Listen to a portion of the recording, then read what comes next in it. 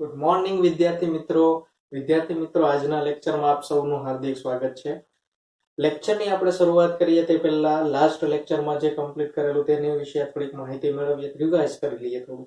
બરાબર, લાસ્ટ લેક્ચરમાં આપણે મિત્રો શું જોયેલું હતું કે કોઈ એક કણ આપણી પાસે હોય તો એ કણ માટે તેનો કોણીય વેગમાન અને ટોર્ક વચ્ચેનો આપણે સંબંધ મેળવેલો હતો. તો એ કઈ રીતે મેળવેલો બધાને યાદ હોવું જોઈએ ભાઈ. સદિશ L બરાબર સદિશ R ક્રોસ સદિશ P હતું, ખબર છે ને બધાને.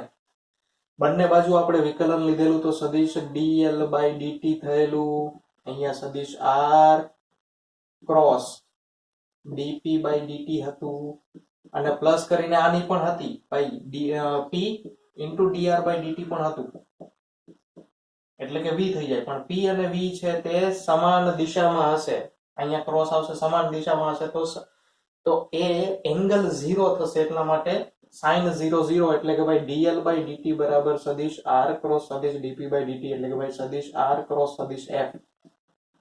ઇક્વેશન આપણે મેળવેલું કે જે ટોર્ક નું ઇક્વેશન છે, બરાબર. ટાઉ લખી શકીએ ને આપણે, ટોર્ક બરાબર સદિશ r ક્રોસ સદિશ f છે. તો આ કોઈ એક કણ માટે આપણે માહિતી મેળવેલી.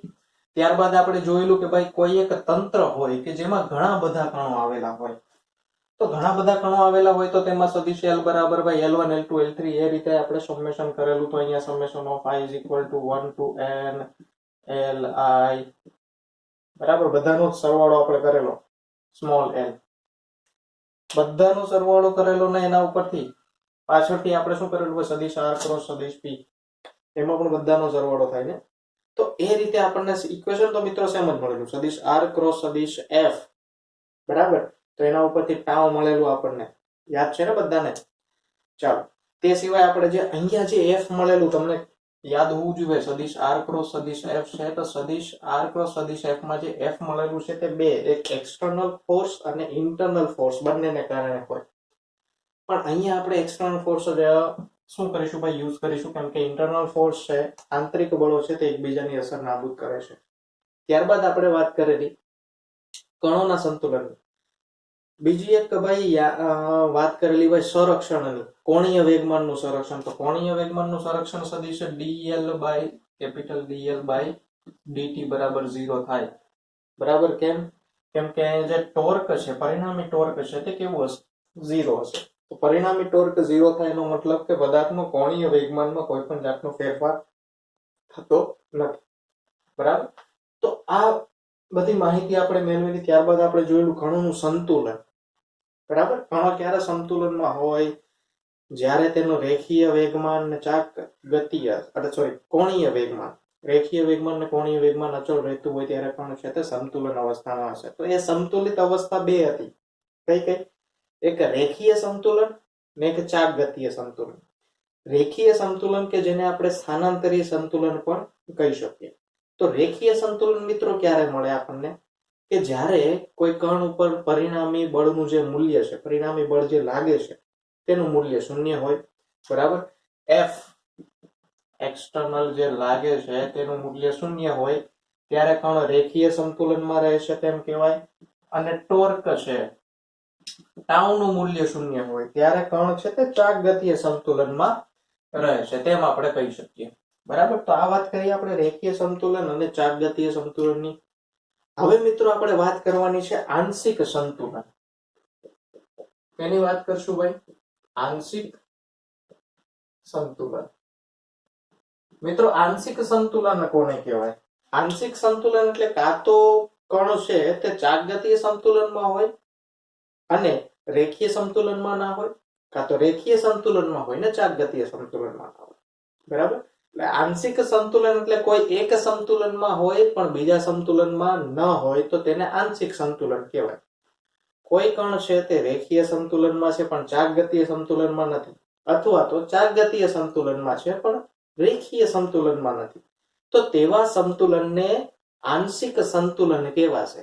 અધૂરું સંતુલન મતલબમાં અધૂરું સંતુલન સમજી લેવું, બરાબર. તો આંશિક સંતુલન એટલે ખબર પડી, કોઈ એક સંતુલનમાં હોય ને બીજા સંતુલનમાં ના હોય, બરાબર. તો એ આંશિક સંતુલન આપણે એક્ઝામ્પલ સહિત સમજીએ. માનો કે કોઈ એક આપણે સળિયો લઈએ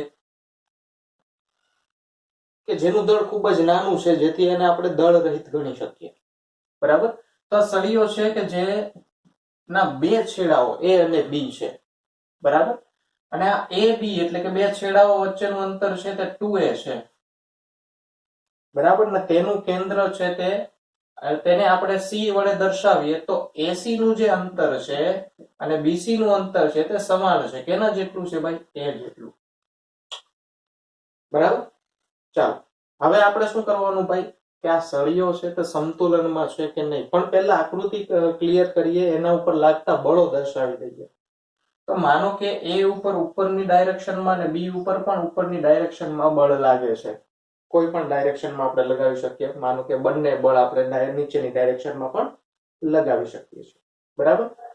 તો આ બળ F છે જે લાગે છે જે સમાન મૂલ્યના છે, બરાબર. તો સમાન મૂલ્યના બળ એ અને બી બિંદુઓ પર લાગે છે. તો એ અને બી બિંદુઓ પર જે સમાન મૂલ્યના બળ લાગે છે તેને કારણે લોખંડનો જે સળિયો છે અથવા તો કોઈ પણ મટીરિયલનો જે સળિયો છે તે સ્થાનાંતર કરશે, બરાબર. તો એનો મતલબ શું થયો કે આ જે સળિયો છે તે રેખીય સંતુલનમાં નથી. કેમ? કેમ કે એના ઉપર પરિણામી બળ છે તે 0 નથી થતું, તે 2F થાય છે. જો F + F 2F, બરાબર. તો આ જે ગણ છે તે રેખીય સંતુલનમાં નથી, રેખીય સંતુલનમાં નથી. હવે આપણે જોઈએ તો શું ચાકગતીય સંતુલનમાં છે? તો ચાકગતીય સંતુલન માટે આપણને ખબર છે ટોર્ક 0 થવું જોઈએ. ટોર્ક એટલે શું થાય ભાઈ? R × F. તો અહીંયા મૂલ્યની આપણે વાત કરીએ તો R એટલે કે ભાઈ આ અંતર થશે, બરાબર. તો આ અંતર કેટલું છે? A જેટલું. અને F કેટલો છે ભાઈ? જો આ જે અંતર છે તે R છે અને F આ ડાયરેક્શનમાં, બંને વચ્ચે 90 ડિગ્રીનો ખૂણો. તો sin 90 કેવો થઈ જશે? A * F, બળ તો F જ લાગે છે, * sin 90. sin 91 એટલે ભાઈ AF, બરાબર. તો ટોર્ક એ બિંદુ પર ટોર્ક કેવું લાગે છે ભાઈ? AF મૂલ્યનું લાગે છે. કઈ દિશામાં લાગે છે ભાઈ? આ તરફ જશે. હવે મિત્રો યાદ રાખજો, જે દિશામાં જે બાજુ કેન્દ્ર હોય તે તરફ આપણે વાળવાનું છે. ટોર્ક એટલે ચાક ગતિ કરાવે ને, તો કયા પ્રકારની ગતિ થશે? તો કે આ પ્રકારની, બરાબર. અહીંયાથી આ માનો કે આ સેન્ટર છે, તો સેન્ટર ઉપર ત્યાં બળ આમ લાગતું હોય તો આ પ્રમાણે ગતિ કરવાનો પ્રયત્ન કરશે લોખંડનો સળિયો એ બિંદુથી. ચાલો એ જ રીતે બી બિંદુની વાત કરીએ તો બી બિંદુ પણ જુઓ આ રીતે થશે. આ સેન્ટર છે, અહીંયાથી બી ઉપર બળ લાગે છે, તો એ પણ શું થશે ભાઈ? આ રીતે ગતિ કરવાનો પ્રયત્ન કરશે. તો મિત્રો આ રીતે સળિયો આપણને આપેલો હોય તો આ રીતે ગતિ થઈ શકે ને, આ રીતે સળિયો વળી જાય ને, બરાબર. તો એનો મતલબ શું કહી શકાય કે ભાઈ જો આ મૂલ્ય, માનો કે આ ક્લોકવાઇઝ ડાયરેક્શન છે તે આપણે પ્લસ લઈએ, આમ હકીકતમાં જે એન્ટી ક્લોકવાઇઝ ડાયરેક્શન છે તેને પ્લસ લેવાય છે. તો માનો કે આને ટાઉ A અને ટાઉ B નામ આપીએ, તો ટાઉ A છે તે માઈનસ આવશે, ટાઉ B શું આવશે? Plus AF. તો અહીંયા પરિણામી બળ ટાઉ કેટલું થશે ભાઈ? Tau A plus tau B બરાબર 0. તો એનો મતલબ કે આ સળિયા પર લાગતું જે પરિણામી બળ પરિણામી ટોર્ક છે તે શૂન્ય થાય છે. તો પરિણામી ટોર્ક જો શૂન્ય થતું હોય તો કણ છે આ સળિયો છે તે ચાક ગતીય સંતુલનમાં હોય.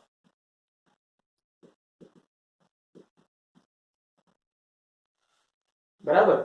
તો આપણે વાત કરી ભાઈ કણ ક્યારે ચાક ગતીય રેખીય સંતુલનમાં હોય ને ક્યારે ચાક ગતીય સંતુલન ના હોય, બરાબર. તો આ સળિયાનો આ જે એક્ઝામ્પલ છે તેને આપણે કહી શકાય કે આંશિક સંતુલનમાં છે. તો આંશિક સંતુલનમાં ભાઈ કયું સંતુલનમાં છે? તો કે ચાક ગતીય સંતુલન છે, પણ રેખીય સંતુલન નથી. ચાલો આ જ પ્રકારનો એક બીજો એક્ઝામ્પલ લઈએ કે જેમાં લોખંડનો સળિયો આપણે લઈએ, દળ ખૂબ જ સૂક્ષ્મ દળ કે જેને આપણે નિગ્લેક્ટ કરી શકીએ તેવું. બંને છેડાઓ A અને B છે, બંને વચ્ચેના અંતર 2a છે, સેન્ટર C છે. અહીંયા આપણે ફક્ત શું કરવાનું છે ભાઈ? અહીંયા કઈ નથી કરવાનું, અહીંયા ખાલી જે બળની દિશા છે તે ખાલી આપણે બદલાવાની છે. માનો કે એ ઉપર તરફ બળ લાગે છે A પર, અને B પર છે તે નીચે તરફ બળ લાગે છે, બરાબર. તો આ કન્ડિશનમાં જુઓ રેખીય સંતુલનમાં છે કે નહીં કેમ કહેવાય તે જોઈએ ભાઈ. રેખીય સંતુલનમાં છે કે નહીં? રેખીય સંતુલન. અને આ બંને છેડાઓ પર સમાન મૂલ્યના બળ F લાગે છે, તો બંને છેડા ઉપર જો સમાન મૂલ્યના બળ F લાગતા હોય તો આ જે સળિયો છે તેને F બળ ઉપર તરફ ખેંચવાનો પ્રયત્ન કરશે અને આને F બળ નીચે તરફ ખેંચવાનો પ્રયત્ન કરશે. તો અહીંયા A પર લાગતું બળ છે તે +F છે અને B પર લાગતું બળ છે નીચે તરફ છે તો -F છે.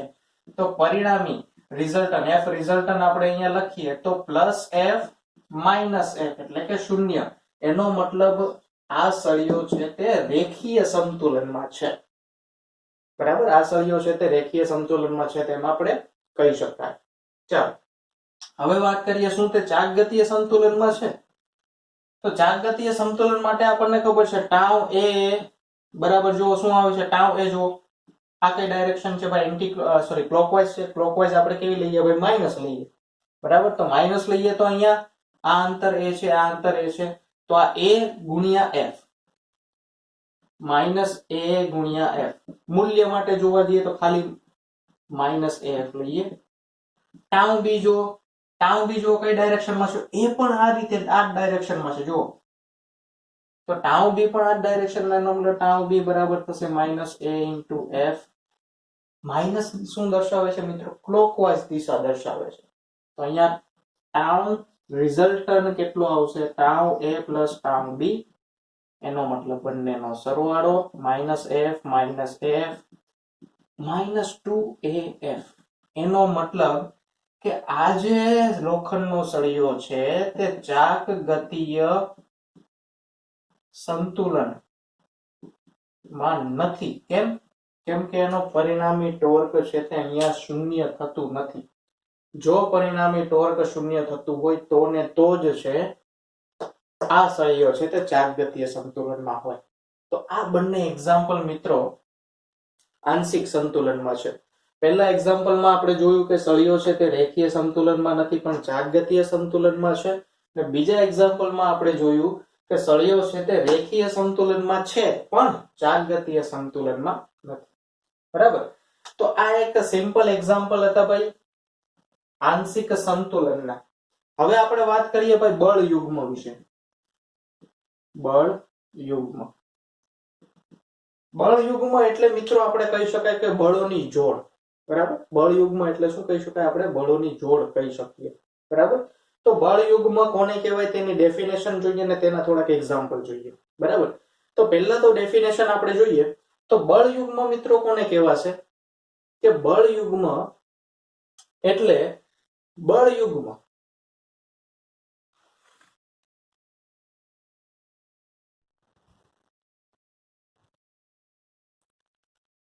ચાલો મિત્રો બળ યુગ્મ થોડું ઘણું ચાલેલું, ત્યાં લેક્ચર છે તે કટ વચ્ચે ટેકનિકલ ઇશ્યુના કારણે બંધ થઈ ગયું. તો આપણે બળ યુગ્મ વિશે વાત કરીએ.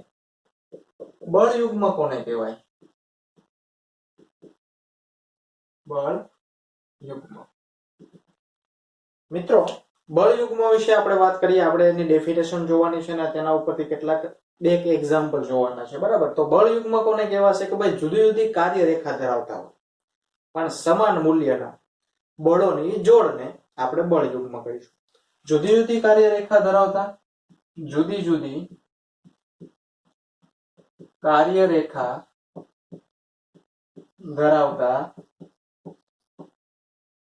સમાન મૂલ્યના બળોની જોડને બળ યુગ્મ કહેવાય છે. જુદી જુદી કાર્યરેખા ધરાવતા સમાન મૂલ્યના બળોની જે જોડ હોય તેને આપણે શું કહેવાય છે ભાઈ? બળ યુગ્મ કહેવાય છે. બરાબર, અને હા આ જોઈએ તો અહીંયા આવશે જુદી જુદી કાર્યરેખા ધરાવતા સમાન મૂલ્યના અને વિરુદ્ધ દિશાના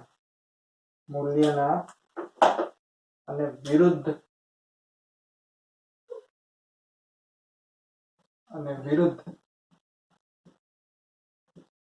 દિશાના બળોની જોડને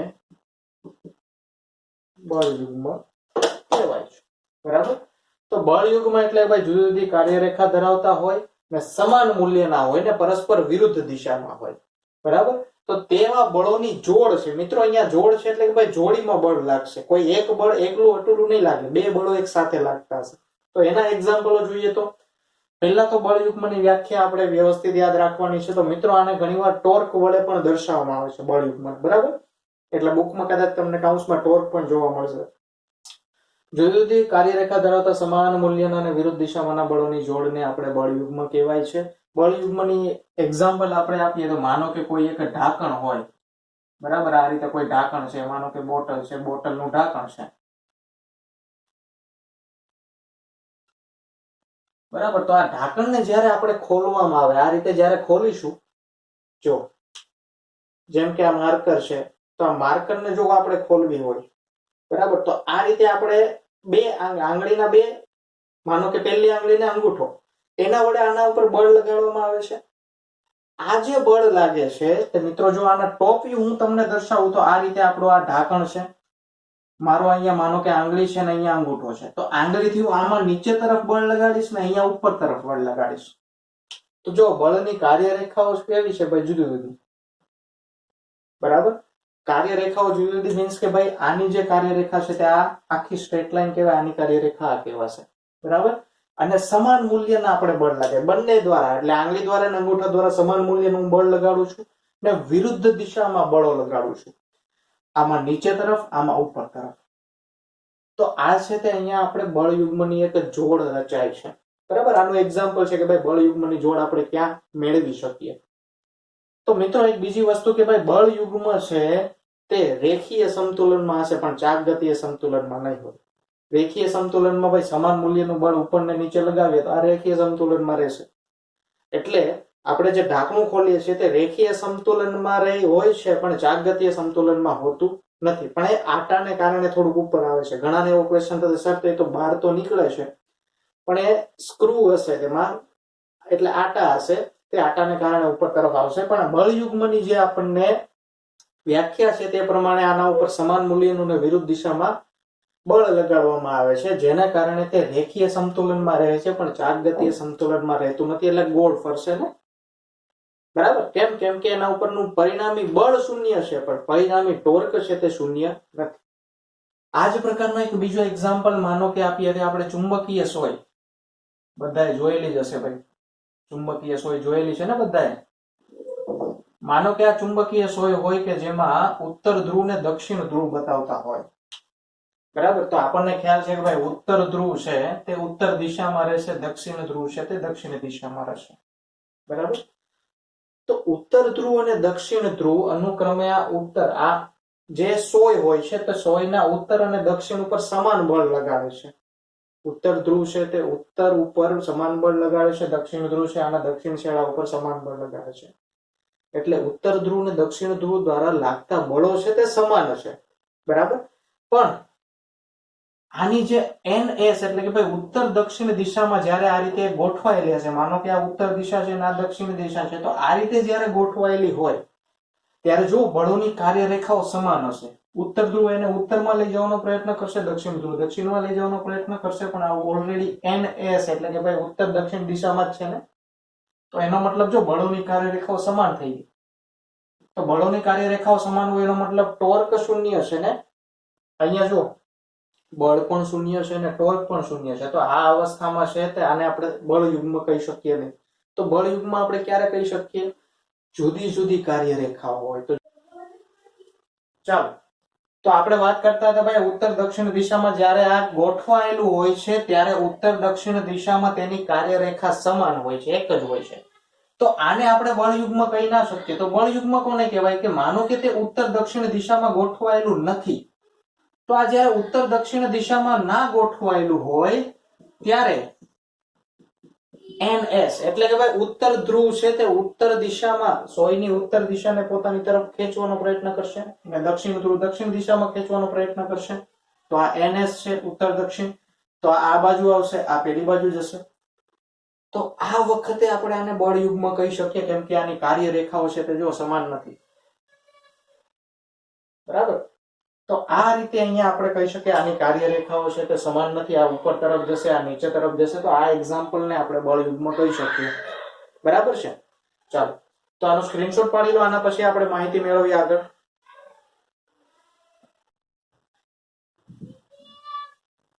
ચાલો મિત્રો, તો આપણે આગળ વધીએ. આપણે ઉચ્ચાલનની રચના અને કાર્ય વિશે માહિતી મેળવીએ. ચાલો, ઉચ્ચાલન. તો મિત્રો, ઉચ્ચાલન જે છે તે એક આદર્શ પરિસ્થિતિ છે, બરાબર. ઉચ્ચાલન છે તે યાંત્રિક સંતુલન માટેની આદર્શ પરિસ્થિતિ છે. મિત્રો, યાંત્રિક સંતુલન એટલે યાદ છે ને બધાને? યાંત્રિક સંતુલનમાં શું હોય? પદાર્થ છે તે રેખીય સંતુલનમાં પણ હશે અને ચાકગતીય સંતુલનમાં પણ હશે. ચાલો, તો ઉચ્ચાલનની ભાઈ આદર્શ પરિસ્થિતિ વિશે આપણે વાત કરીએ અને તેમાં કઈ રીતે સંતુલન થાય છે તેના વિશે પણ આપણે વાત કરીએ, બરાબર. અને આમ પણ જોઈએ તો ભાઈ ઉચ્ચાલન એટલે ભાઈ વજન ઉચકવું. તમે ઘણીવાર જોયેલું હશે કે ભાઈ માનો કે કોઈ એક લારી હોય, જે માણસ હોય તે લારી ચલાવતો હોય, બરાબર. કઈ લારી મિત્રો? આ સિમ્પલ વેલી શાકભાજી ને વેચાય એ લારી નહીં. હવે એ લારી કે જેમાં કોઈ એક માણસ છે તે વજન ઉચકીને કોઈ એક જગ્યાએથી બીજા જગ્યાએ પહોંચાડે છે, બરાબર. તો એ ઉચ્ચાલનનો સિદ્ધાંતનો ઉપયોગ કરવામાં આવે છે. તે ઉચ્ચાલનના સિદ્ધાંતનો ઉપયોગ કઈ રીતે થાય છે તેના વિશે આપણે વાત કરીએ. તો તેના માટે મિત્રો માનો કે આપણે એક સળિયો લઈએ કે જેનું વજન છે તે નહિવત જેવું હોય, બરાબર. એ અને બી. માનો કે તેને ઓ છેડાથી ઉપર તરફ લટકાવેલો છે, બરાબર. એ અને બી છે તે બંને છેડાઓ છે સળિયાનો કોઈ એક બિંદુ ઓ છે કે જ્યાંથી તેને લટકાવેલો છે. બીજું તો કે ભાઈ એ બિંદુ ઉપર અને બી બિંદુ ઉપર ભાઈ નીચેની દિશામાં લંબ, સળિયાને લંબ નીચેની ડાયરેક્શનમાં તેના ઉપર બળ F1 અને F2 લાગે છે, બરાબર. આ F1 છે, આ F2 છે. અને સંદર્ભ બિંદુથી અંતર મિત્રો A નું છે તે D1 છે અને B નું અંતર છે તે કેટલું છે ભાઈ? D2, બરાબર. તો D1 D2 છે તે A અને B છેડાઓ છે ત્યાંથી લઈને સંદર્ભ બિંદુ વચ્ચેનું અંતર છે, અથવા તો ઉદ્ગમ બિંદુ. અહીંયાથી આપણે શું કરવાનું છે ભાઈ? ચાક માત્રા મેઝર કરવાની છે, બરાબર. તો આપણે આકૃતિમાં દર્શાવ્યા પ્રમાણે બધી વ્યવસ્થિત લખવાનું છે ભાઈ. આકૃતિમાં દર્શાવ્યા પ્રમાણે કોઈ એક દળ રહિત સળિયો છે કે જેમાં O બિંદુ પરથી તેને લટકાવવામાં આવેલો છે. તો O બિંદુ પરથી લટકાવવામાં આવેલો હોય એનો મતલબ કે અહીંયા કોઈક બળ લાગતું હશે કે જેને આપણે R વડે દર્શાવીએ, બરાબર. જે લંબ બળ વડે પણ દર્શાવી શકાય, લંબ પ્રતિક્રિયા પર. તો R બળ ઉપર તરફ લાગતું હશે. આને ફલક્રમ પોઝિશન પણ કહેવાય, ફલક્રમ પણ કહી શકીએ આપણે. અને A અને B પર નીચેની ડાયરેક્શનમાં સળિયાને લંબ બળ F1 અને F2 લાગે છે, બરાબર. તો હવે આપણે શું કરવાનું મિત્રો? હવે આપણે જોવાનું છે કે ભાઈ આ જે સળિયો છે તે રેખીય સંતુલન અને ચાકગતીય સંતુલનમાં છે કે નહીં, બરાબર. ચાલો, તો રેખીય સંતુલનની આપણે વાત કરીએ. તો રેખીય સંતુલનમાં બધાને ખબર છે ને શું હોય ભાઈ? રેખીય સંતુલનમાં શું હશે ભાઈ? ઉપર તરફ, અહીંયા જુઓ, ઉપર તરફ લાગતા બળ અને નીચે તરફ લાગતા બળ બધાનો સદિશ સરવાળો છે તે શૂન્ય થવો જોઈએ. તો અહીંયા આપણે શું લખી શકીએ ભાઈ? R minus F1. જો ઉપર તરફની ડાયરેક્શન ને આપણે પ્લસ લઈએ અને નીચે તરફની ડાયરેક્શન ને જો આપણે માઇનસ લઈએ તો આ રીતે લખી શકીએ R minus F1 minus F2 બરાબર 0, અથવા તો R બરાબર F1 પ્લસ F2.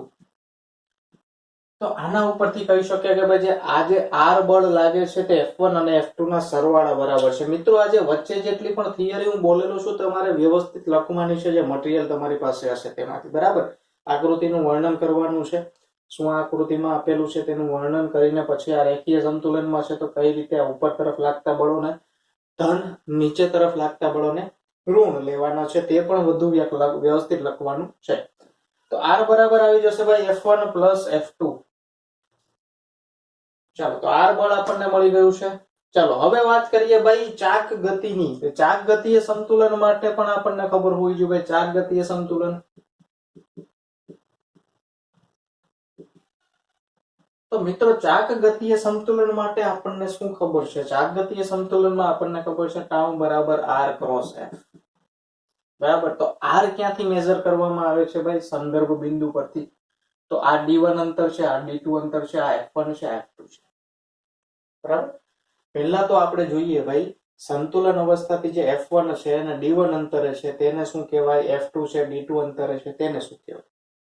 બરાબર. માનો કે આપણું જે F1 છે તે ભાર હોય, શું છે F1 છે તે માનો કે ભાર છે, એટલે અથવા તો કઈ ભાઈ લોડ છે, બરાબર, કે જેને ઉચકવાનું છે, બરાબર, તે ભાર છે અથવા તો કહીએ ભાઈ લોડ છે. તો સંદર્ભ બિંદુથી એ એટલે કે ભાઈ D1 જે અંતર થશે તે તમારી ભાર ભુજા થશે. શું થશે ભાઈ? ભાર ભુજા. એ જ રીતે O થી B નું અંતર છે, O થી B ના અંતર પર જો F2 બળ લાગે છે તો F2 છે તે આપણો પ્રયાસ છે, એફર્ટ કહીએ ને, બળ ઉચકવા માટે આપણે જે બળ લગાવીએ તે F2 છે ને અહીંયા D2 જે હશે તેને આપણે પ્રયાસ ભુજા કહીશું. મિત્રો યાદ રાખજો, F1 છે તે ભાર છે અને આ જે D1 અંતર છે તેને ભાર ભુજા કહીશું, F2 છે તે પ્રયાસ છે ને F2 ને આ D2 અંતર જે છે ક્યાંથી ભાઈ O બિંદુથી અંતર છે તેને આપણે પ્રયાસ ભુજા કહીશું. આ હું અહીંયા ટૂંકમાં લખું છું, તમારે વ્યવસ્થિત બુકમાંથી એટલે કે ચોપડીમાંથી અથવા તો તમને જે મટીરિયલ આપવામાં આવે તેમાંથી વ્યવસ્થિત લખવાનું છે. આપણે આ સમજીએ છીએ, બરાબર, બાકી વ્યવસ્થિત થિયરી તમારે એમાંથી ઉતારવાની રહેશે. ચાલો, તો ચાક ગતિ માટે આપણને ખબર છે ટાઉ બરાબર R ક્રોસ F. તો અહીંયા આપણે શું લખી શકીએ ભાઈ? F1 into D1, બરાબર. એક બીજી વસ્તુ, આ જો F1 into D1 છે તે કઈ દિશામાં લઈ જવાનો પ્રયત્ન કરશે? તો કે આ બાજુ અને આ બાજુ. તો અહીંયા આપણે ક્લોકવાઇઝ ડાયરેક્શન છે તેને નેગેટિવ, ક્લોકવાઇઝ ડાયરેક્શન ને નેગેટિવ, ને એન્ટી ક્લોકવાઇઝ ડાયરેક્શન એટલે ઘડિયાળની દિશામાં નેગેટિવ, ને એન્ટી ક્લોકવાઇઝ ડાયરેક્શન એટલે ઘડિયાળની વિરુદ્ધ દિશા છે તેને પોઝિટિવ લઈશું. ચાલો, તો ઘડિયાળની વિરુદ્ધ દિશા કઈ છે? આ છે. તો આને આપણે કઈ રીતે લખી શકીએ ભાઈ? F1 બળ લાગે છે તે ગુણ્યા તેનું સંદર્ભ બિંદુથી અંતર એટલે કે ભાઈ F1 into D1. ને આ જો ઘડિયાળની દિશામાં છે તો ઘડિયાળની દિશામાં આવી જશે માઇનસ F2 into D2 બરાબર આવી જશે 0. કેમ કે ચાક ગતિય સંતુલનમાં પણ હોવો જોઈએ ને. ચાલો, તો અહીંયા આપણે લખી શકીએ F1 D1 બરાબર F2 D2,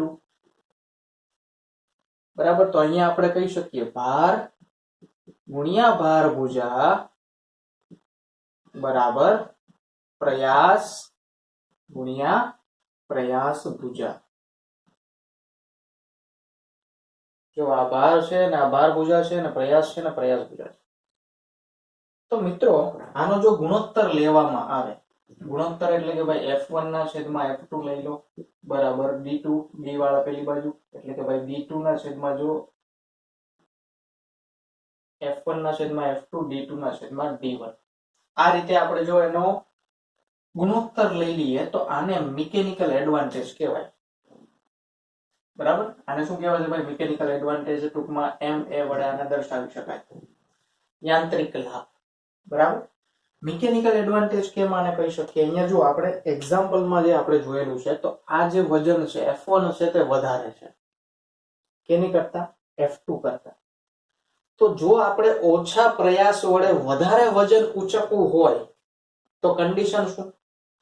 તો કે ભાઈ ભાર ભુજા કરતા પ્રયાસ ભુજા છે તે વધારે હોવી જોઈએ. એટલે કે ભાઈ જો F1 કે જે બળ આપણે ઉચકવાનું છે તેના કરતા F2 આપણે ઓછું લગાવવું હોય, એટલે કે જો F1 છે તે F2 કરતા મોટું છે તો કન્ડિશન શું ભાઈ?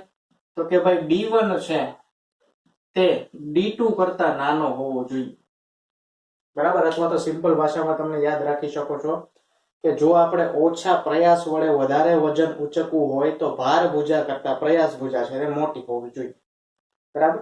તો આ રીતે આપણે જે શરૂઆતમાં કીધું ને ભાઈ લારીનો જે ઉપયોગ કરવાનો તેમાં તમે જોયેલું હશે કે ભાઈ લાંબી લારી હોય પણ તેના જે હાથા હશે તે લાંબા હશે, જ્યાં વજન ઉચકવાનું હશે તેની નીચે ટાયર હશે ભાઈ, બરાબર. વજન ઉચકવાનું હોય ત્યાંથી લઈને જે આગળનો ભાગ હશે કે જ્યાં વજન મૂકવાનું હશે, બરાબર. માનો કે કોથળા મૂકવાના હોય તો તે કોથળા ત્યાં મૂકશે ને ટાયર થી પાછળનો ભાગ છે તે લાંબો હશે